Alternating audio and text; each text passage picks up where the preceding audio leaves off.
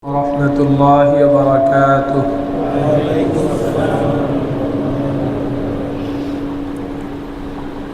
الحمد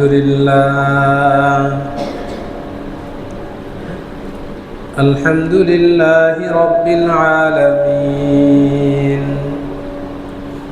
والعاقبة للمتقين، والصلاة والسلام على سيد الأنبياء والمرسلين وعلى آله وأصحابه أجمعين. أما بعد، فأعوذ بالله من الشيطان الرجيم. بسم الله الرحمن الرحيم.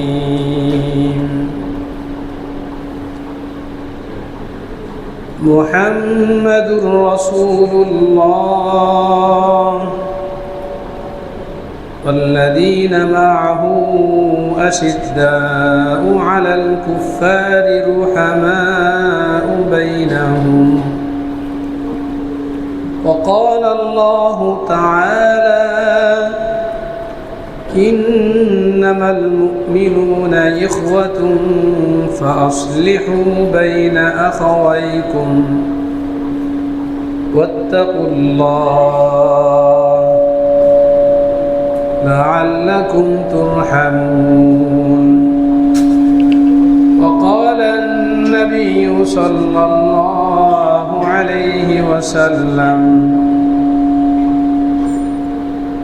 المسلمون كجسد واحد، إن اشتكى بعضه اشتكى كله، أو كما قال النبي صلى الله عليه وسلم. آمنت بالله، صدق الله مولانا العظيم، وصدق رسوله النبي الكريم، ونحن على ذلك لمن الشاهدين والشاكرين، والحمد لله رب العالمين. اللهم نقني من الذنوب كما ينقى الثوب الأبيض من الدنس. اللهم نقني من الذنوب كما ينقى الثوب الأبيض من الدنس. اللهم صل على محمد وعلى آل محمد كما صليت على إبراهيم وعلى آل إبراهيم إنك حميد مجيد. اللهم بارك على محمد وعلى آل محمد كما باركت على إبراهيم وعلى آل إبراهيم إنك حميد مجيد. हर तमन्ना दिल से रुखसत हो गई, हर तमन्ना दिल से रुखसत हो गई। अब तो आजा, अब तो खलवत हो गई। सलामुन अला खैरिल अनाम व सय्यदी, सलामुन अला खैरिल अनाम व सय्यदी। हबीबी इलाहिल आलमीन मुहम्मदी, बशीरिन नज़ीरिन हाशिमीन मुकर्रमी, अतूफुन रऊफुन मन युसम्मा बिअहमदी। قالوا سبحانك لا علم لنا إلا ما علمتنا إنك أنت العليم الحكيم رب اشرح لي صدري ويسر لي أمري واحلل عقدة من لساني يفقهوا قولي رب زدني علما رب زدني علما رب زدني علما الحمد لله মুআজ্জাজ মুহতারাম সম্মানিত মুসল্লিয়ানে কেরাম, আল্লাহ রাব্বুল আলামিন আমাদের মতো কয়েকজন গুনাহগারকে জুমার দিন পাক পবিত্র হওয়ার জন্যে, গুনার ময়লা থেকে পরিষ্কার হওয়ার জন্যে মসজিদে আসার তৌফিক দান করেছেন। সকলেই শুকরিয়াতান বলি আলহামদুলিল্লাহ। কতই না ভালো হতো আজকে আমি আপনি আমরা যেভাবে পাক পরিষ্কার হয়ে গোসল করে নিজেকে পরিষ্কার করে মসজিদে উপস্থিত করেছি, আমাদের এই আমলকে কবুল করে যদি আল্লাহ আসমান থেকে ফায়সালা করতেন, যা বান্দা তোদের গুনাহগুলোকেও পরিষ্কার করে দিলাম, কতই না ভালো হতো। আল্লাহ রাব্বুল আলামিন আমাদের সবার জিন্দেগির तमाम গুনাহকে মাফ করে দেন। আমিন। মুহতারাম দোস্ত, বাহাদুরি কোনো কিছুই কাজ হবে না যদি আল্লাহর কাছে আমরা গুনাহ নিয়ে উপস্থিত হই। গুনাহ নিয়ে উপস্থিত হলে কোনো কিছুই কাজ হবে না। এ কারণে বলতেছি, আমরা তো আমাদের কাজটা করলাম, জুমার দিন রাসূল শিখাইছেন গোসল করতে হয়, গোসল করলাম। জুমার দিন রাসূল শিখাইছেন ভালো জামা পরিষ্কার জামা পরতে হয়, পরলাম। জুমার দিন আমার নবী শিখাইছেন নিজেকে পরিষ্কার করো, পরিষ্কার করলাম। আমরা তো আমাদের চেষ্টা করলাম। এখন যদি আল্লাহ আমাদেরকে মাফ করে দেন তাহলে এই চেষ্টাটাই আনন্দের হবে। আল্লাহ রাব্বুল আলামিন আমাদের সবাইকে পাক পরিষ্কার হয়ে মসজিদে এসেছি, মসজিদ থেকে বের হওয়ার তৌফিক দান করেন। আমিন। মুহতারাম দোস্ত, কোনো ধরনের ভূমিকা আলোচনা ছাড়াই আজকের মূল আলোচনায় আমি চলে যেতে চাচ্ছি। দুই বিষয়ে আলোচনা করার ইচ্ছা আছে, যদি সময় হয় তাহলে দুইটি বিষয়ে সংক্ষিপ্ত আলোচনা করব। এক নম্বর বিষয় হলো মুহতারাম দোস্ত,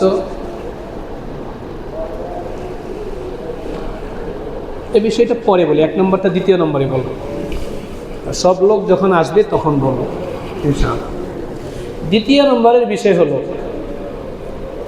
আমি আপনাদের সামনে কোরআনে কারীমের দুইটি আয়াত তেলাওয়াত করেছি। আল্লাহ রাব্বুল আলামিন বলেন, ইন্নামাল মুমিনুনা ইখওয়াতুন, মুমিন পরস্পর ভাই ভাই। মুমিন কি? পরস্পর ভাই ভাই। ইন্নামাল মুমিনুনা ইখওয়াতুন, মুমিন পরস্পর ভাই ভাই। শুধু বাংলাদেশের মুসলমান পরস্পর ভাই ভাই আল্লাহ এটা বলেন নাই। আল্লাহ রাব্বুল আলামিন কোরআনে বলছেন ইন্নামাল মুমিনুনা। উলামায়ে কেরাম এটা বুঝবেন, কোরআনে কারীমের তরজমা অনুবাদ এটা অক্ষরের বিবেচনায় পরিবর্তন হয়। আল মুমিনুন শব্দ আল মুমিনুনও বলা যায়, মুমিনুনও বলা যায়, কিন্তু আল্লাহ রাব্বুল আলামিন আল মুমিনুন বলছেন। ইন্নামাল মুমিনুন, আল মুমিনুন, শুরুতে যে আলিফ লাম আছে, এই আলিফ লাম দ্বারা উদ্দেশ্য হলো যদি গহীন জঙ্গলে কোনো গর্তের মাঝে কোনো মুসলমান থাকে, সেও মুসলমান তোমাদের ভাই। সুবহানাল্লাহ। কেউ বাদ নেই। যদি চাঁদের দেশে কোনো মুসলমান থাকে, সেও তোমাদের ভাই। সব মুসলমান তোমাদের ভাই। ইন্নামাল মুমিনুনা ইখওয়াতুন। তো এটা তো আমরা সহজ বাংলা বুঝলাম, মুমিন ভাই, এর অর্থ কি, মতলব কি? আল্লাহ কেন বললেন মুমিন পরস্পর ভাই ভাই?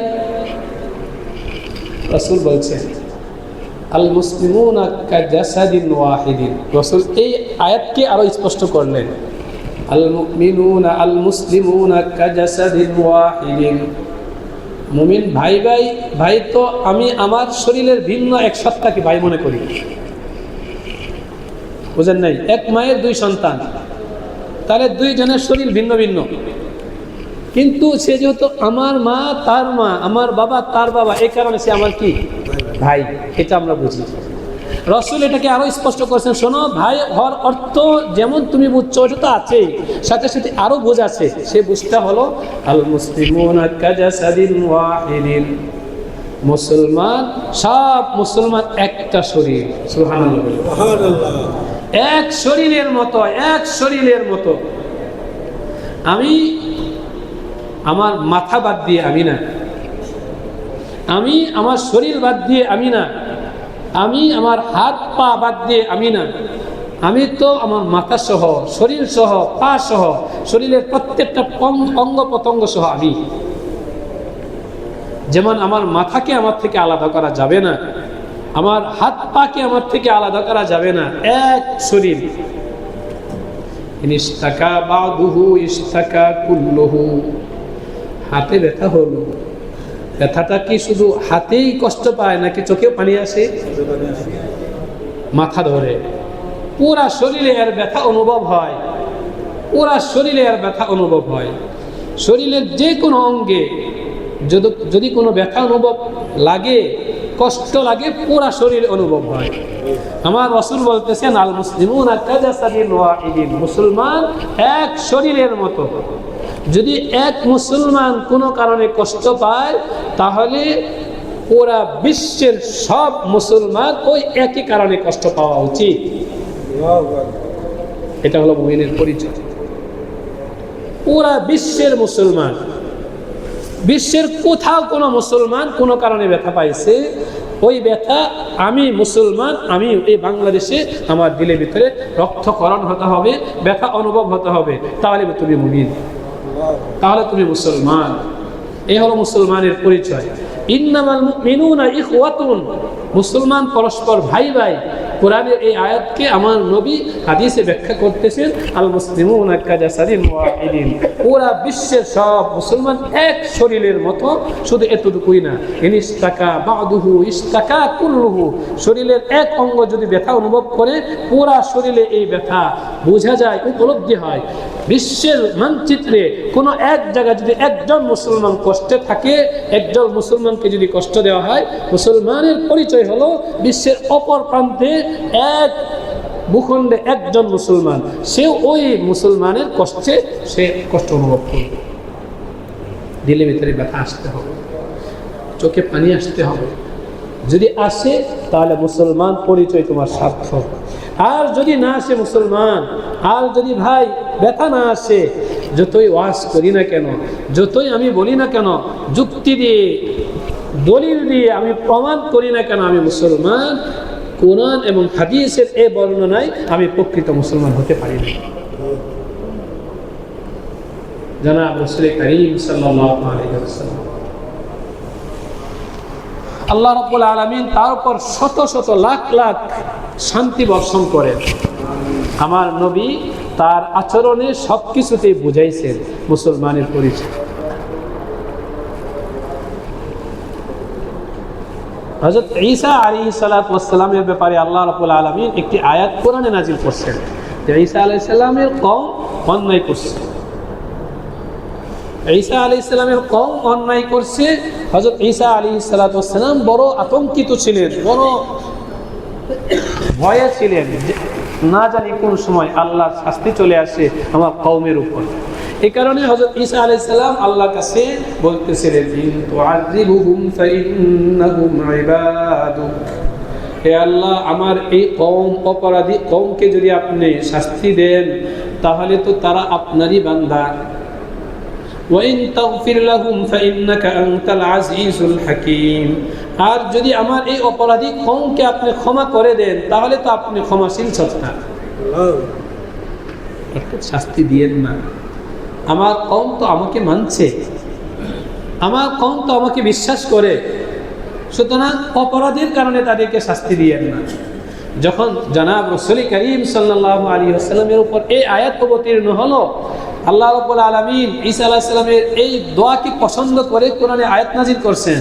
রাসূল বলেন, আমার ভাই ঈসা তার অপরাধী কওমের জন্য যদি ইন তুআযিবহুম ফাইন্নাহুম ইবাদুক এই কথা বলে দোয়া করতে পারে, তাহলে কিয়ামত পর্যন্ত আনেওয়ালা আমার উম্মত যারা এখন উপস্থিত আছে তাদেরকে তো আমি দেখছি, যারা উপস্থিত নাই তাদেরকে তো আমি দেখছি না বা পাচ্ছি না, আমি তাদের সময় পাইনি, কিন্তু এমন আমার উম্মত থাকবে যারা আল্লাহর নাফরমানি করবে, আমি রাসূলের আদর্শের নাফরমানি করবে, অমান্য করবে।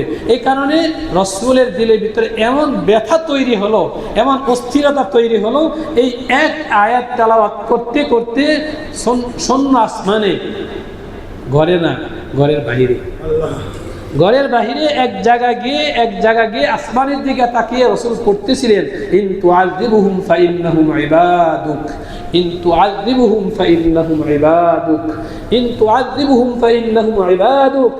আজ থেকে 1450 বছর পরে আমার উম্মত এসে নাফরমানি করবে, আমার আদর্শের ব্যতিক্রম কাজ করবে। হে আল্লাহ, আমি রাসূল তখন থাকবো না, কিন্তু আমার সেই অপরাধী উম্মতকে আপনি শাস্তি দিয়েন না। কত ব্যথা ছিল রাসূলের দিলের মাঝে, কত ব্যথা ছিল। এই এক আয়াত ব্যথার বর্ণনাটা কোরআনে আসছে, ব্যাখ্যায় আসছে তাফসীরের গ্রন্থে, যে রাসূল শুধু জবানে কথা বলতেছিলেন না, বলতে বলতে বলতে এশার নামাজের পরে রাসূল শুরু করছেন এক আয়াত তেলাওয়াত। এই এক আয়াত তেলাওয়াত করতে করতে ফজরের সময় হয়ে গেছে। এক আয়াত তেলাওয়াত করতেছেন আর রাসূল যে জায়গায় বসা ছিলেন পুরা জায়গায় চোখের পানিতে ভিজে একাকার হয়ে গেছে, বুক ভিজে গেছে, সব ভিজে গেছে। কিয়ামত পর্যন্ত আনেওয়ালা অপরাধী উম্মত যেন আল্লাহর শাস্তি থেকে বেঁচে যায়, এই দোয়াতে রাসূল এক আয়াত তেলাওয়াত করেছেন। বুঝাইছেন, আল মুসলিমুনা কাজাসাদিন ওয়াহিদিন, আমি থাকবো না, আমার উম্মত দুনিয়াতে আসবে ঈমানদার হয়ে, সে অপরাধ করবে, সে শাস্তি পাবে। ওই শাস্তি তো কেবল তার না, আমি নবী হয়ে আমার দিলের ভিতরে তো এই শাস্তি উপলব্ধি হবে। এ কারণে রাসূল দোয়া করে গেছে।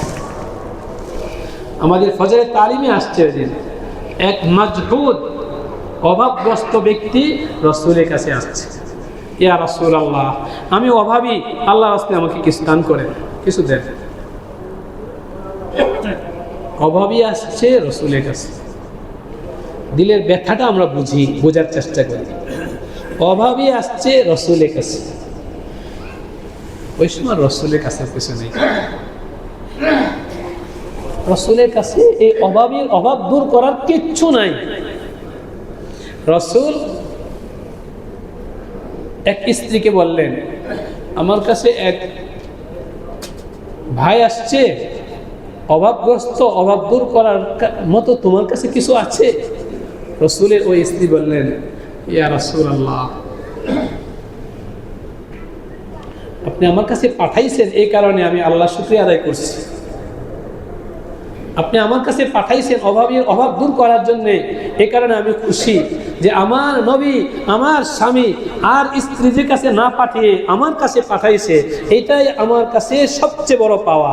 কিন্তু লাম আজিদহু ইল্লা মাআন, ইয়া রাসূলুল্লাহ, এই অভাবীর অভাবকে দূর করার জন্য পানি ছাড়া আমার কাছে আর কিচ্ছু নেই। আরেকজন স্ত্রী কাছে পাঠাইছেন, আরেকজন স্ত্রী কাছে পাঠাইছেন, আরেকজন স্ত্রী কাছে পাঠাইছেন। এভাবে পাঠাইতে পাঠাইতে রাসূলের সব স্ত্রী কাছে পাঠাইছেন। ঘটনাক্রমে সব স্ত্রীদের জবাব একই ছিল, সুবহানাল্লাহ। রাসূলের কোন স্ত্রীর কাছে অভাবীর অভাব দূর করার জন্য কিচ্ছু নেই, রাসূলের কাছেও কিচ্ছু নেই, স্ত্রীদের কাছে কিচ্ছু নেই। রাসূল অভাবীকে বলেন নাই, আমার কাছে তো কিচ্ছু নাই, তুমি যাও, তুমি চলে যাও। রাসূল বলেন,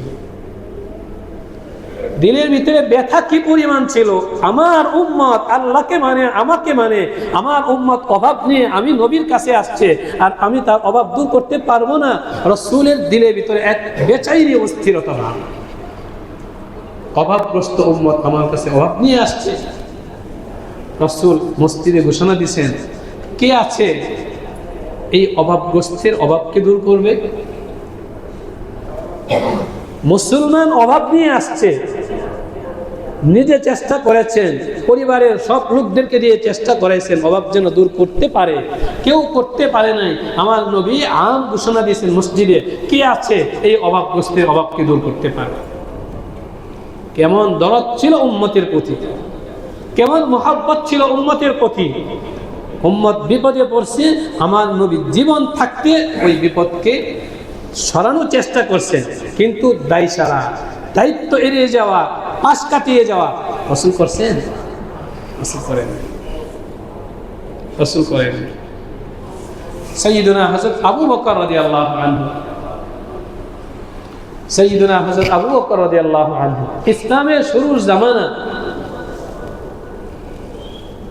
মুসলমান হচ্ছে গোলাম, বেলাল, খাব্বাব, আরত, সুহাইল, এরা মুসলমান হচ্ছে দরিদ্র ফকির সাহাবী, দরিদ্র। দুর্বলের প্রতি তো সবলের জুলুম চলেই, চিরাচরিত নিয়ম। আল্লাহ আমাদের সবাইকে মাফ করে দেন, আমাদের প্রত্যেকের সবগুলো জুলুমকে আল্লাহ রাব্বুল আলামিন মাফ করে দেন। দুর্বলের প্রতি সবলের জুলুম তো সবসময় চলতেছে।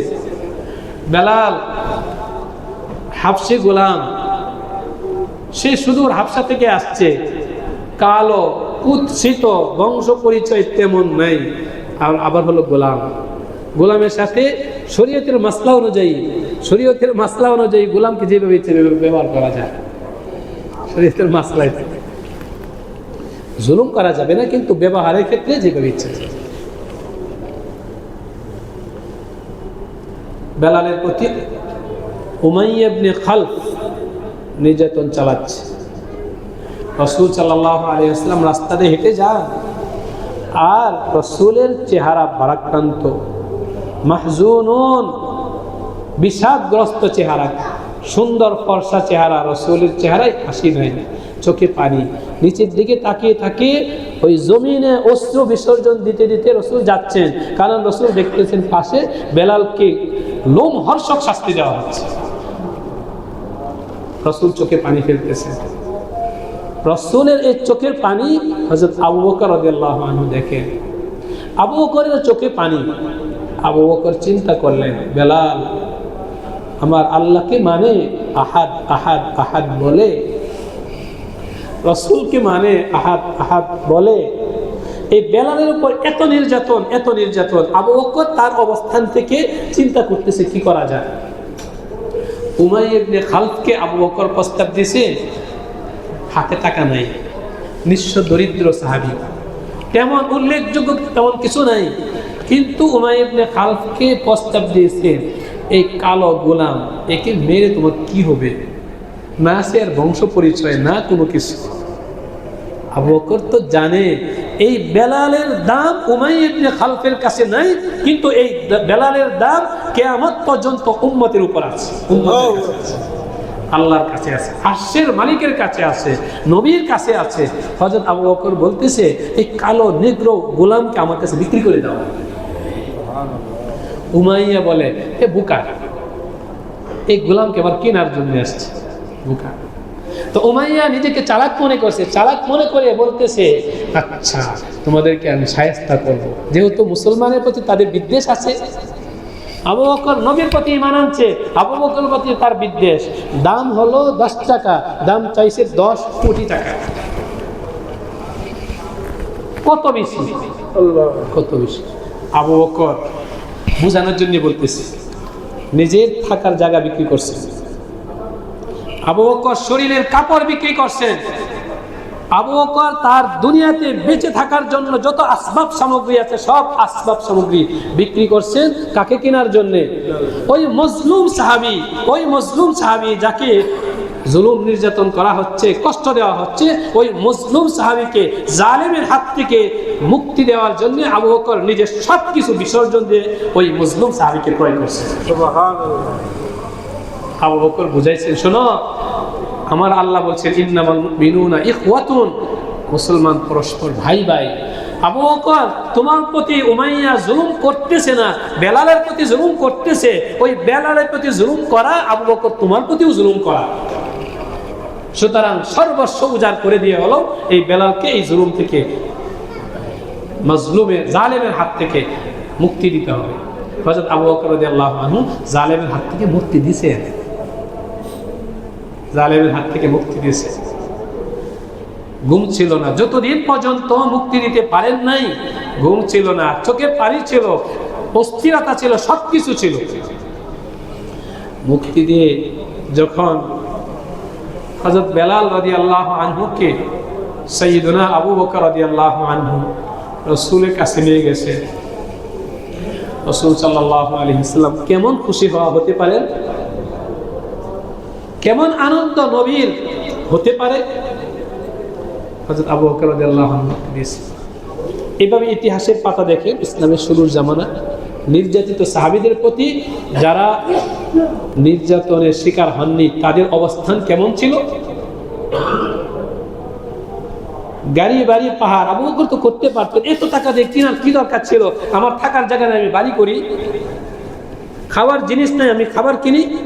আবু বকর তো করতে পারতেন, কিন্তু আবু বকরের জেহেনের হাসিয়েতেও আসে নাই যে বেলাল নির্যাতনের শিকার, বেলালের প্রতি ওকে কষ্ট দেওয়া হচ্ছে আর আবু বকর আরাম করবে, হতে পারে না। উল্টা গর্জন করে বলছেন, আয়াম কুসুদ্দিন ওয়া আনা হাইয়ুন, আমি আবু বকর বেঁচে থাকবো আর দ্বীনের সামান্য পরিমাণ ক্ষতি হবে, কোশ্চিনকালে হতে পারে না, কোশ্চিনকালে হতে পারে না।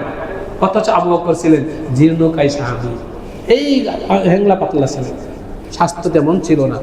গর্জন বুঝে আয়াল কুসুদ্দিন ওয়া আনা হাইয়ুন, আবু বকরের এই শরীরের মাঝে প্রাণ থাকতে ধর্মের ক্ষতি হবে, হতে পারে না, কোশ্চিনকালে গর্জন করছে। ইয়ারমুকের যুদ্ধের ঘটনা তো আপনাদের সামনে স্পষ্ট। সাহাবায়ে কেরাম নিঃস্ব অসহায় গরিব সাহাবী, খাওয়ার কিচ্ছু নাই, যুদ্ধের ময়দানে গেছে। শত্রুর সাথে যুদ্ধ করতে করতে করতে শরীরে আঘাত, শত শত আঘাত, প্রাণ বের হয়ে যাওয়ার মতো অবস্থা। শেষ পর্যায়ে যখন তিনি জান্নাতের অমীয় সুধা পান করবেন, ওই সময় সাহাবী অস্থির হয়ে বলতেছেন, মা মা মা, পানি চাই পানি চাই পানি চাই, আর সবর হচ্ছে না, একটু পানি দাও, এক ফোঁটা পানি দাও, ভিতরে ভিতরে ভিতরটা শুকিয়ে যাচ্ছে, একটু পানি দাও, পানি পানি পানি বলে চিৎকার করতেছে। যারা সুস্থ যুদ্ধে পানি নিয়ে ওই সাহাবীর কাছে গেছেন, মুখে পানি দিবেন, মুখে পানি ঢালবেন, ওই সময় পাশের থেকে আরেকজন বলতেছে, পানি চাই পানি চাই পানি চাই। মৃত্যুর মুখে পতিত, প্রাণ বের হয়ে যাবে, এই সময় আমার সাহাবীর কানে আসছে, আমার আরেক ভাই বলতেছে পানি পানি পানি চাই। ওই সময় বলতেছে, আমার মুখে পানি দিও না, আল্লাহর বান্দা ওই আমার নবীর উম্মত পাশে থেকে পানি পানি বলে চিৎকার করতেছে, তার মুখে আগে দাও, এরপর আমার মুখে দিবে। ওই সাহাবী গেছে ওই সাহাবীর মুখে পানি দেওয়ার জন্য। মুহতারাম দোস্ত, ঘটনা বর্ণনা উদ্দেশ্য না, মুসলমানের দায়িত্ব কি, মুসলমানের হককে আমরা বোঝার চেষ্টা করি। পাশের জনের মুখে যখন পানি দেবে, পাশের থেকে আরেকজন পানি পানি বলতেছে, একই কথা, যাও আমি দুনিয়া থেকে চলে যাই, অসুবিধা নাই, কিন্তু আমার মুসলমান ভাই বেঁচে থাকো। সে পানি পানি বলতেছে, তার মুখে পানি দাও। আরেকজন পাশের থেকে পানি পানি বলে চিৎকার করতেছে, সাহাবী তার কাছে যাচ্ছে, ওই পৌঁছার আগেই আল্লাহ রাব্বুল আলামিন তাকে জান্নাতি বানায় দিয়েছে। ওই সাহাবী যে পানি নিয়ে দৌড়াদৌড়ি করতেছেন, ওই সাহাবী, তারও দিলের ভিতরে তো ব্যথা আছে, তারও দিলের ভিতরে তো মায়া আছে। যখন দেখলো এই সাহাবী চলে গেল, পানি পানি বলতে বলতে পানি পাওয়ার আগে চলে গেল, দৌড়ে তৃতীয় জনের কাছে আসলো, এসে দেখে এও দুনিয়া থেকে বিদায় নিচ্ছে। দৌড়ে প্রথম জনের কাছে আসলো, এও দুনিয়া থেকে বিদায় নিচ্ছে। মুহতারাম দোস্ত, মৃত্যুর মুখে পতিত হয়ে এক ফোঁটা পানি তাও দেননি। মুসলমান ভাই পানি চাইছে, তাকে আগে দাও। এটাই আমার নবী বলছেন, আল মুসলিমুনা কাজাসাদিন ওয়াহিদিন, মুসলমান এক শরীরের মতো। দেখো, শুধুমাত্র কুরআন না, হাদিস না, আমার সাহাবীদের বাস্তব জীবন দেখো। নিজে নিজে নিজে বিসর্জন দিয়ে হলো, প্রাণ বিসর্জন দিয়ে হলো আরেকজন সাহাবীর মুখে পানি দিয়েছে। মুহতারাম দোস্ত, আজকের এই সময়ে এই জামানার ক্রান্তি লগ্নে আমি এই কথাগুলো আপনাদের কাছে বললাম। আমার ফিলিস্তিন গাজার মুসলমান ভাইদেরকে যেভাবে অত্যাচার করতেছে জালেম ইসরাইল, ইহুদি সম্প্রদায়, যদি পাখি হতাম তাহলে উড়ে যেতাম, যদি ডানা হতো তাহলে দেখায় দিতাম মুহতারাম দোস্ত। কিন্তু আমরা তো পাখি না, ডানা নাই। আমাদের এই বাংলাদেশে নবীনবাগ এই মসজিদ থেকে আমরা আমাদের ওই ভাইদের জন্যে সমবেদনা প্রকাশ করছি, যারা আজকে ওই এয়ারমুকের যুদ্ধের মতো সাহাবীদের মতো পানি পানি বলে চিৎকার করতেছে, পানি নাই। খাবার জন্য হন্য হয়ে তালাশ করছে, খাবার নাই, ঔষধের ব্যবস্থা নাই। জখমি আহত ব্যক্তিদের জখমে মলম দেওয়ার কিচ্ছু নাই। জরাক্রান্ত ব্যক্তিদের মাথা পানি দেওয়ার মতো কেউ নাই। আজকে তো আমি আপনি এই বাংলাদেশের এই জমিনে এইভাবে আসছি, এইভাবে স্বাভাবিকভাবে আছি, কিন্তু আমাদের দিলে রক্তক্ষরণ হচ্ছে ওই সমস্ত মুসলমান ভাইদের জন্য। আমরা সবাই তাদের জন্য দোয়া করব, আল্লাহ রাব্বুল আলামিন যেন আমার এই ভাইদেরকে আসমানি নুসরত নাজিল করেন। আল্লাহ পারেন, আল্লাহ কি করেন? পারেন। আমার আল্লাহ পারেন, পারছেন, করেছেন। সূরাতু ফাতহের ভিতরে আছে ওয়ালিল্লাহি জুনুদুস সামাওয়াতি ওয়াল আরদ, আসমান আর জমিনে আল্লাহর সৈন্য বাহিনীর অভাব নাই। ইসরাইল ইহুদি, তোমরা মনে করছো অস্ত্রের আস্ফালন তোমাদের একমাত্র শক্তি। শোনো, আমার আল্লাহর শক্তির সামনে তোমাদের শক্তি কিচ্ছু না, কিচ্ছু না, কিচ্ছু না। আমার আল্লাহর এত বাহিনী আছে, এত। আমার আল্লাহ দেখতেছে, আমার আল্লাহ দেখতেছে। আল্লাহর কাছে বিচার রাখলাম, আল্লাহর কাছে অভিযোগ রাখলাম, আল্লাহ দেখতেছে। আমার আল্লাহর বাহিনী কি জানো? কোরআনে আসছে আমার আল্লাহর বাহিনী হলো উকুন। ফেরাউনকে ধ্বংস করার জন্য আল্লাহ কি পাঠাইছেন? উকুন পাঠাইছেন। কোন মানব শক্তির দিলের মেঝে কখনো আসছে যে উকুন আল্লাহর বাহিনী হতে পারে, উকুন একটা সম্প্রদায়কে ধ্বংস করতে পারে? উকুন মাথায় হয়েছে, মেরে ফেললাম, মনে করলাম দুর্বল। কিন্তু বনী ইসরাইলকে আল্লাহ উকুন দিয়ে শাস্তি দিয়েছেন কিনা? উকুন হলো আমার আল্লাহর বাহিনী। ফারসালনা আলাইহিম তুফানা, তুফান হলো তুফান, তুফান তুফান হলো আল্লাহর বাহিনী। ওয়াল জারাদা, টিকজি হলো আল্লাহর বাহিনী। ওয়াদ দফাদিয়া, ব্যাং ব্যাং, ব্যাং হলো আল্লাহর বাহিনী। রক্ত আল্লাহর বাহিনী। মুহতারাম দোস্ত, এই বাতাস আল্লাহর বাহিনী, সূর্য আল্লাহর বাহিনী। আমার আল্লাহ আবাবিল পাখি কার বাহিনী ছিল? দুনিয়ার কোন শক্তি আবাবিল পাখি পাঠাইছিল? দুনিয়ার কোন শক্তি আবাবিল পাখি পাঠাইনি। আল্লাহ এটাই কোরআনে বলছেন ওয়ালিল্লাহি জুনুদুস সামাওয়াতি ওয়াল আরদ। আসমান আর জমিনে জুনদুন বলা হয়নি, জুনুদুন বলা হয়েছে, বহুবচন শব্দ ব্যবহার করা হয়েছে। আসমান আর জমিনে আল্লাহর বাহিনী অনেক অনেক অনেক। সুতরাং সম্পূর্ণ নিশ্চিন্তে তুমি যা ইচ্ছা তাই করবে। আল্লাহর জমিনে, আল্লাহর জমিনে তুমি ক্ষমতা প্রদর্শন করবে। আমার আল্লাহ লিমানিল মুলকুল ইয়াউম, কার ক্ষমতা আছে? আল্লাহর ক্ষমতা আছে। দুনিয়ার অন্য কোনো আমি আপনি যেগুলোকে বাহিনী মনে করতেছি দরকার নাই। আজকে আলোচনায়, আমি সকালে আলোচনায় বলতেছিলাম, আল্লাহ বাতাসকে যদি বলেন এই বাতাস তুই বন্ধ হয়ে যা, এই ইসরায়েলের এতটুকু ভূখণ্ডে তুই বন্ধ হয়ে যা, কতক্ষণ ক্ষমতা চলবে? বাতাস বন্ধ হয়ে গেছে, কতক্ষণ ক্ষমতা চলবে? বাতাস কি ইসরায়েলের তৈরি নাকি আমার মাওলার তৈরি? মাওলার তৈরি। জমিনকে যদি আল্লাহ বলেন তুই ফেটে যা, বাতাস কি জমিন কি ইসরায়েলের তৈরি নাকি আমার আল্লাহর তৈরি? জমিন কি পিছনে ফেটে নাই? আসমানকে যদি বলে আসমান তুই তো সব মেঘ বৃষ্টি ফেলে দে, ঠেকানোর কোনো ক্ষমতা আছে? ওয়ালিল্লাহি জুনুদুস সামাওয়াতি ওয়াল আরদ। এই কথা, এই শেষের কথার মতলব হলো, শেষের কথার মতলব হলো আমাদের সান্ত্বনা। আমার আল্লাহ আছে। মুহতারাম দোস্ত, আল্লাহ তো করবেনই। আমরা ইসরায়েলিদের বিপক্ষে কিছু করি বা না করি, আল্লাহ কি? আল্লাহ করবেন। যখন আল্লাহর সময় হয় তখন আল্লাহ ঠিকই প্রদর্শন করবেন, আল্লাহ তার শক্তি প্রদর্শন করবেন। কিন্তু এর আগে আমি এই বাংলাদেশের নবীনবাগ এলাকা থেকে এক ফোঁটা চোখের পানি ফেললাম, আল্লাহকে খুশি করাইলাম, আল্লাহ তোমার বান্দাদেরকে তো তুমি রক্ষা করবে, কিন্তু আল মুসলিমুনা কাজাসাদিন ওয়াহিদিন, মুসলমান এক শরীর, ওদেরকে আক্রমণ করা অর্থ হলো আমিওকে আক্রমণ করা, এই কারণে আমার চোখে পানি। আল্লাহ খুশি হয়ে গেলে এটাই আমার উপার্জন। যেভাবে সাহায্য পাঠানো দরকার আমি আমার অবস্থান থেকে যে কোনোভাবে আমি সাহায্য পাঠাইলাম, আমি আমার চেষ্টাটা করলাম। সুতরাং চোখের পানি ফেলানো, তাদের জন্য সাহায্য করা, সর্বাত্মক আন্দোলন গড়ে তোলা, যেখানে যেখানে আন্দোলন, ওলামায়ে কেরাম ডাকতেছেন ইসরায়েলিদের বিপক্ষে আন্দোলন করো। মহতারাম দোস্ত, আমরা দুর্বল, আমাদের আন্দোলনে ইসরায়েল এই বর্তমান এই শক্তির কিচ্ছু হবে না, কিন্তু আমরা তো আর কিচ্ছু করতে পারবো না। আমাদের কাজটা হলো, আমার শরীরে আঘাত লাগছে, আমি দৌড়ঝাঁপ করবই, করবো তো ইনশাআল্লাহ ভাই। যত জায়গা থেকে ইসরায়েলিদের বিপক্ষে কাজ হচ্ছে, আমরা সবাই নিজের অবস্থান থেকে ওই কাজে মৌন সমর্থন দিব, উপস্থিত থাকার চেষ্টা করব, নিজে চেষ্টা করবো ইনশাআল্লাহ ভাই।